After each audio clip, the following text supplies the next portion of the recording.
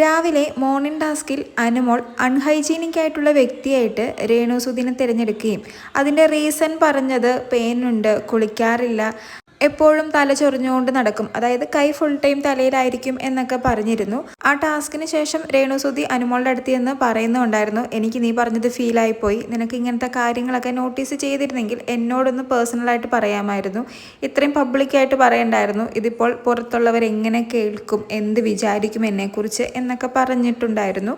അതുപോലെ തന്നെ രേണുസുധി പറയുന്നുണ്ട്, ഞാൻ എക്സ്റ്റൻഷൻ വെച്ചതുകൊണ്ട് തന്നെ എനിക്ക് ഡെയിലി തല നനയ്ക്കാൻ പറ്റില്ല, അതുകൊണ്ടാണ് കുളിക്കാത്തത്, അതുപോലെ തന്നെ പെയിൻ ചെയ്യി കളയാനും പറ്റില്ല, തല ചെയ്യാൻ പറ്റില്ല എക്സ്റ്റൻഷൻ വെച്ചത് കൊണ്ട് എന്നൊക്കെ രേണുസുധി പറയുന്നുണ്ട്.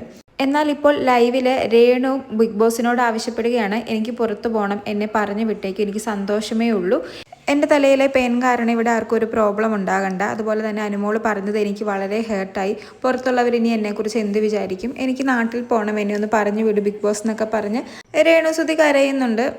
രേണുവിനെ ആശ്വസിപ്പിക്കാനായി പലരും ശ്രമിക്കുന്നുണ്ടെങ്കിലും രേണു അതിലൊന്നും തൃപ്തിയല്ല. രേണു ഇപ്പോൾ പുറത്ത് പോകണമെന്ന് തന്നെ പറഞ്ഞിരിക്കുകയാണ്.